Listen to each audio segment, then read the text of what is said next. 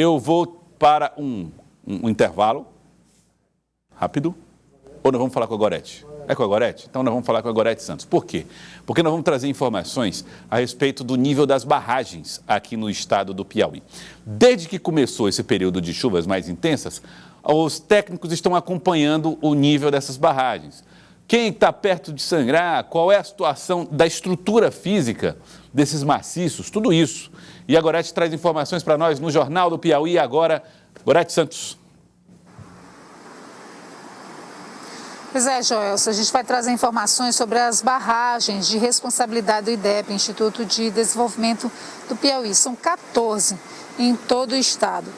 Nas regiões central e norte, pelo menos 8 dessas barragens já atingiram o nível máximo, estão a ponto de sangrar, né, diante de qualquer precipitação maior. E aí a gente traz, portanto, essa lista dessas barragens, que inclusive daqui a pouco a gente mostra imagens muito bonitas que são provocadas por essa cheia nessas barragens. A gente começa pela região central do estado, a barragem Mesa de Pedra, em Valença, barragem Salinas em São Francisco do Piauí, Estreito em Padre Marcos.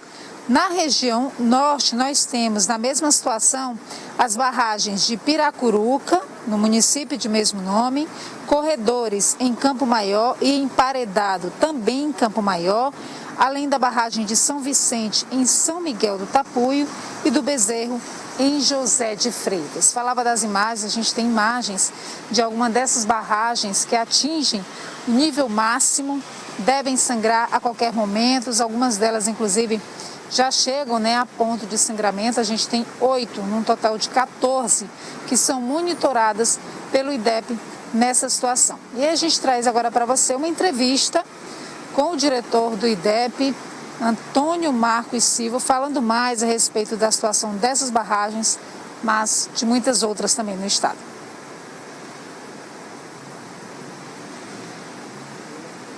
Então, em Piracuruca, né, nós já temos esse processo já de sangramento da barragem, na barragem do Corredores em Campo Maior, Emparedado em Campo Maior.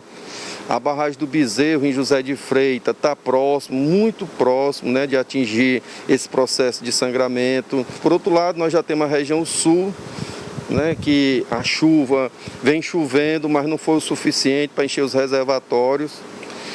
Nós temos 7 barragens na região sul. Apenas uma dessas 7 já começou o processo já de sangramento, né, que é a barragem do Estreito, lá no município de Padre Marcos e Francisco Macedo, ali na região de Picos, né? Lá o reservatório já atingiu a cota máxima. O nosso processo, né, de monitoramento contínuo são as estruturas, né, em especial a parede, né, a parede que é responsável pelo barramento do rio. Temos o sangrador, né, como já falei, né, o excedente, e temos um outro dispositivo, né, que é a tomada d'água, que é uma estrutura de concreto armado com um tubo que fica normalmente no fundo do leito do rio, e ele é responsável pela saída d'água durante todo o ano. Então, é esse dispositivo que abastece o rio e pereniza. Então, o nosso cuidado é sempre com essas estruturas.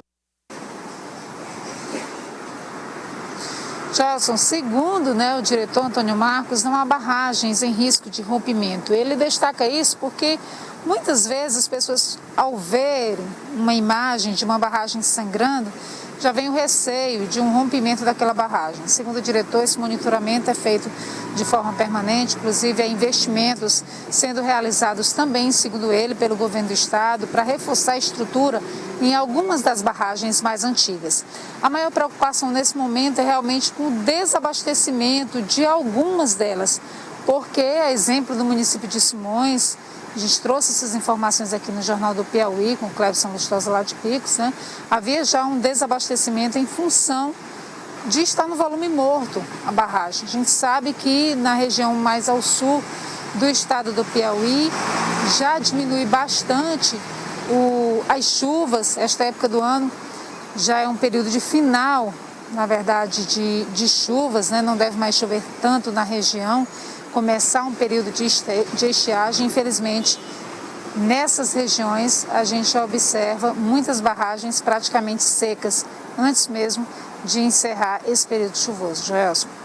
Aí a Gorete Santos trazendo essas informações das barragens. Evidentemente que a população se preocupa com essa história do eventual risco de que essas barragens não suportem, mas elas são preparadas para isso, né? Em geral, apesar das circunstâncias que envolveram outras barragens, isso aí, por exemplo, está tudo previsto, né, no serviço de engenharia. É o local do sangradouro da barragem. E, aliás, produz imagens maravilhosas.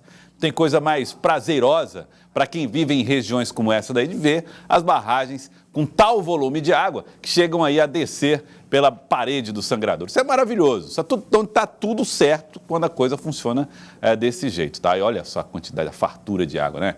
E que bom que seja assim, que seja para trazer prosperidade para várias regiões do estado do Piauí e não para trazer as angústias e, eventualmente, os transtornos provocados por enchentes. Gorete, obrigado pela sua participação aqui com a gente. Muito obrigado mais uma vez, uma ótima tarde para você, Gorete. Lembrando que existe uma previsão feita pelo Instituto de Meteorologia, o Instituto Nacional de Meteorologia, o INMET, falando a respeito da possibilidade de mais chuvas nas 24 horas. Inclusive tem aqui, olha, no mapa, mostra as áreas de alerta laranja para a região norte do estado do Piauí, né, parte do Maranhão também, e na região sul ou do centro-sul do estado do Piauí, o alerta amarelo, que seria o de perigo potencial para o amarelo e perigo para essa região aqui, ó, norte do estado. Perigo significa quantidade de chuva intensa, capaz de provocar ventos fortes de 60 km por hora e um pouco mais do que isso, e gerar quedas de árvores, falta de energia elétrica, por exemplo, tá bom? Então,